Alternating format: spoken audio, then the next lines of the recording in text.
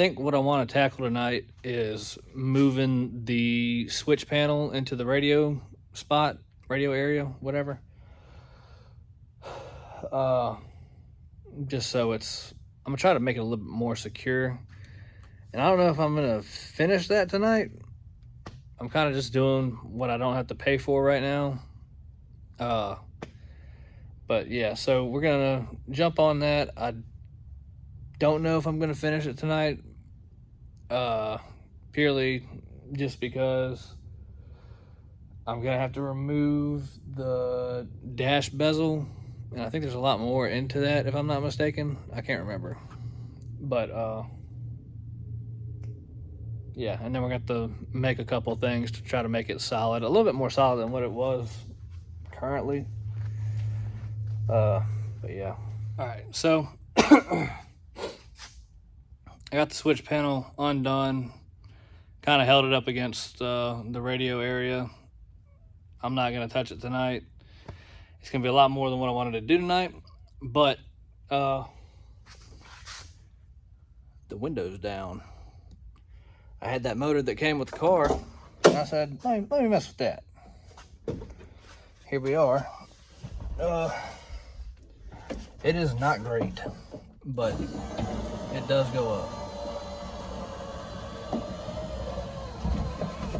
There we go. So, yeah, the motors just go bad in these things, I guess.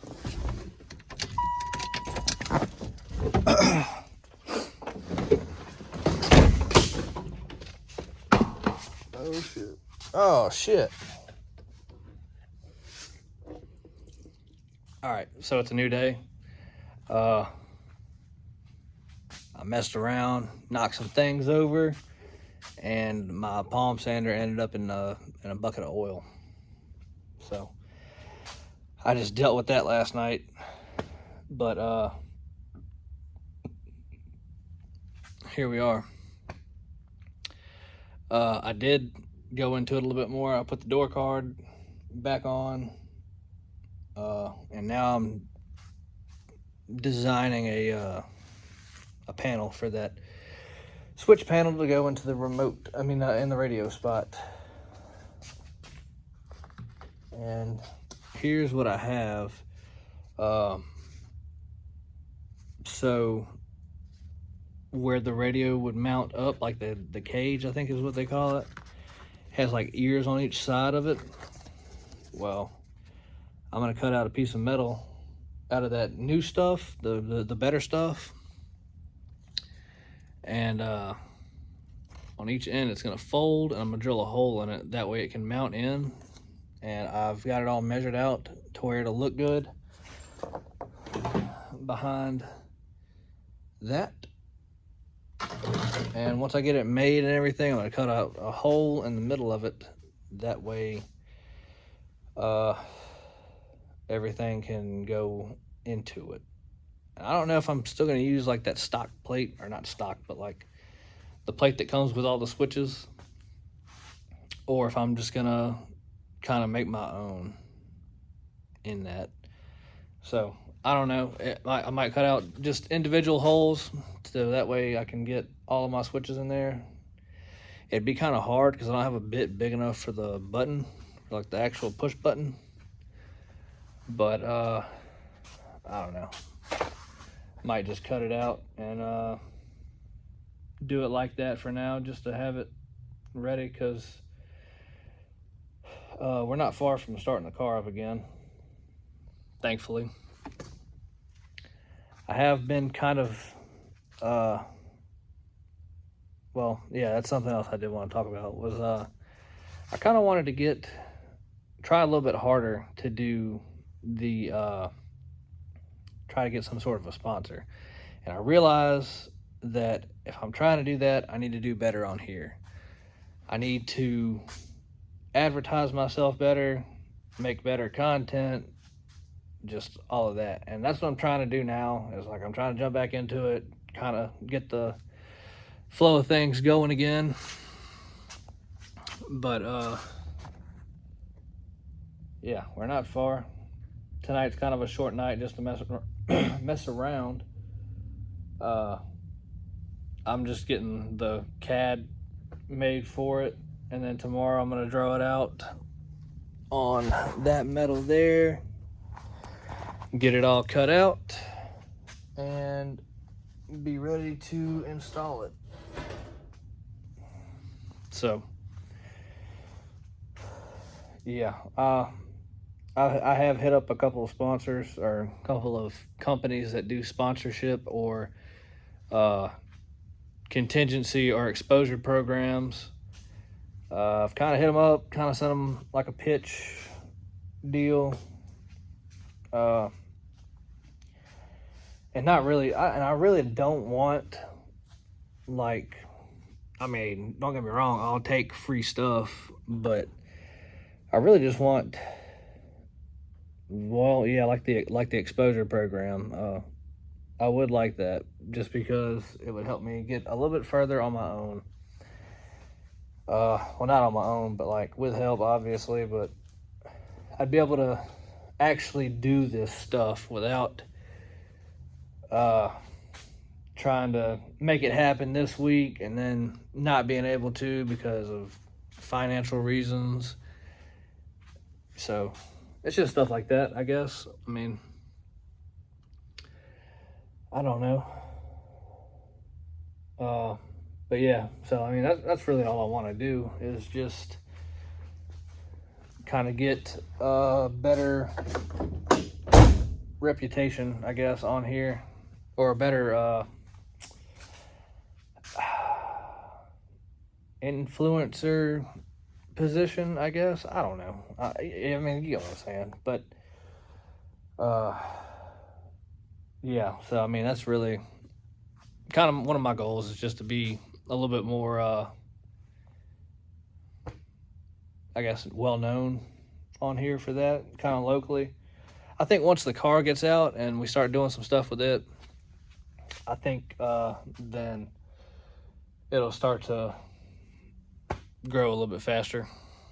But this next clip's going to be us finishing this up and starting it. I got the oil today. I am going to be getting another oil change with an actual filter, because I think this first one, I'm going to run it through the old filter, just use it, get everything washed out, throw some Berrymans in it, get it all cleaned out and everything, drop the oil, and then change out the filter and put new oil. So the fuel pressure gauge adapter deal that I told y'all about, so the hood could have clearance, I bought that today. So that should be here like tomorrow, I think. So that's good. We'll have that. But I mean, yeah, so let's put this motor together. All right, so I was gonna bend it here, but whenever I already bent this end right here, as you can see, it's got a little wonkiness to it.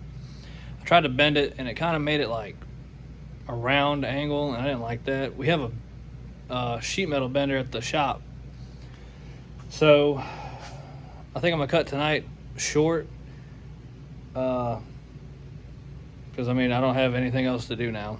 But I'm gonna take this to the shop, get it bent right, bring it back here. I got a feeling I'm gonna have to trim off a good bit of this, but this is basically where we're gonna start at. And I shouldn't have to, actually, now that I think about it, because this whole thing is or most of it anyways, from here to here is the surface area of the front of the actual bezel itself, where the radio goes. So that being said, I think what I'm gonna do is once I have it bent, I'm gonna stick it in the car, place it in there like that, kind of measure up and down where I need to be, and then I can mark for my holes. And I think whenever I do the holes, I'm just gonna cut out slots on each side. That way I can pull it forward towards the bezel to make it really flush instead of it being back and having a gap in between the bezel and the plate. So, yeah. So there's that. I mean, that's all we can do for right now. I'll see y'all in the next one, in the next clip.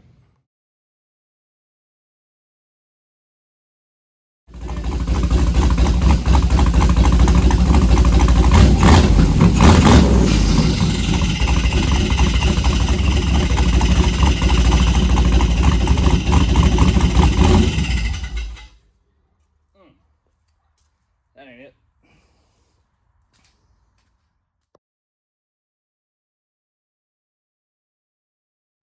All right, so for the sake of not messing anything else up again, I'm not gonna crank it back up.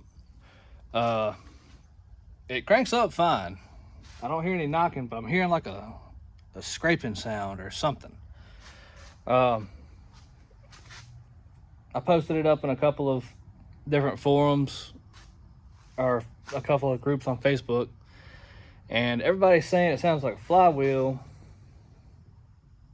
but I just can't see that because I jacked the car up, looked under it, used a pry bar to turn the flywheel all the way around. No bolts are backed out. The only scarring that I see is like 2 spots on the torque converter, but they look like they got hit with something. I don't know. And that might have been there this whole time I've owned it. But yeah, no bolts are backed out. There's nothing really like out of line or anything. So, I don't know. People were saying broken flex plate, but a broken flex plate is more of like a tinging sound. I don't know. But with us not having third anyways, we're gonna pull the transmission out of it. That'll be the next thing on the list, is pulling the transmission out and figuring out what we're gonna do. Are we gonna go get this 350 built? Are we gonna convert to a 400? I don't know yet. Still figuring that out. The financials kind of depend on that. Whichever option is gonna be cheaper, I guess. But hopefully it is something with the transmission, and we'll figure that out once it's pulled, because whenever I pull it out, I'm going to start the car up again, and hopefully it's not making that atrocious sound. And if it is, I just don't know what to say then. If it's something to do with the motor, I'm probably going to sell the car. This car was not a great car to start out with, because it's such a hassle to get the engine in and out of these cars.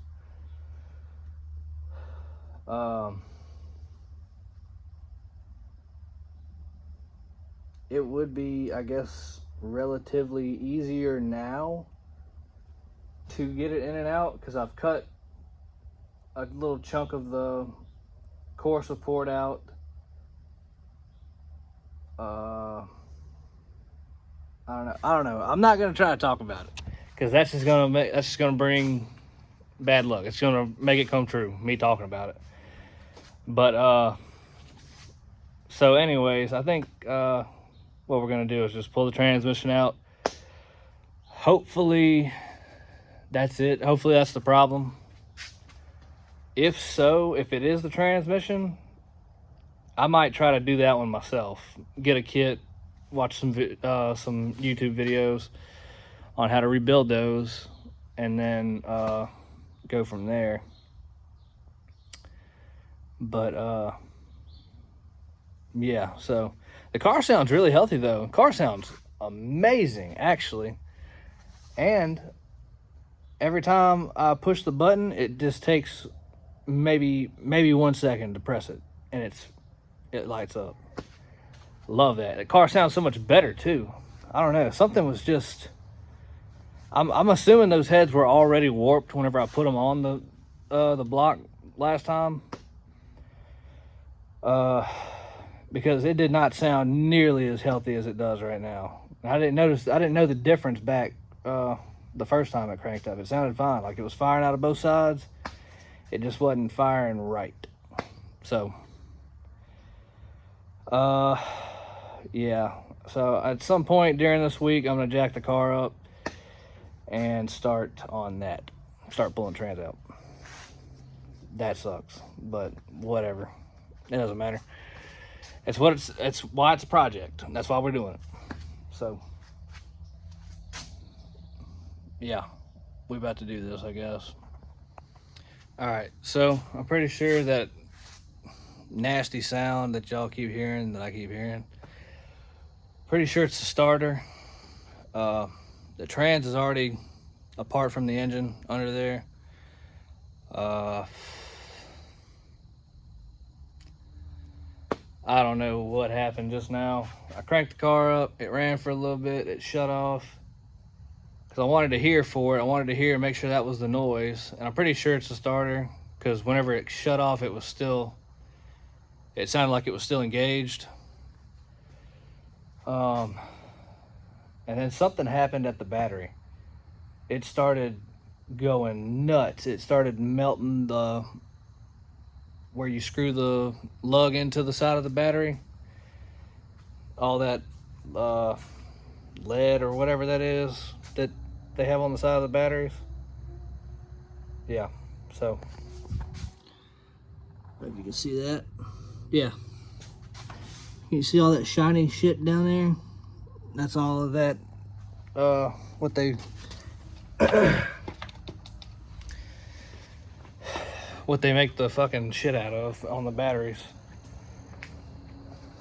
I don't know. I mean, this car is like one thing after another, man. I'm telling you.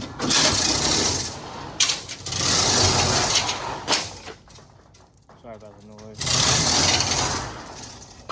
But, pretty sure it's the starter. And the crappiest part is, that was the battery from my truck. So the shitty battery that I bought for the car, this is back when I had that battery issue with it, not knowing if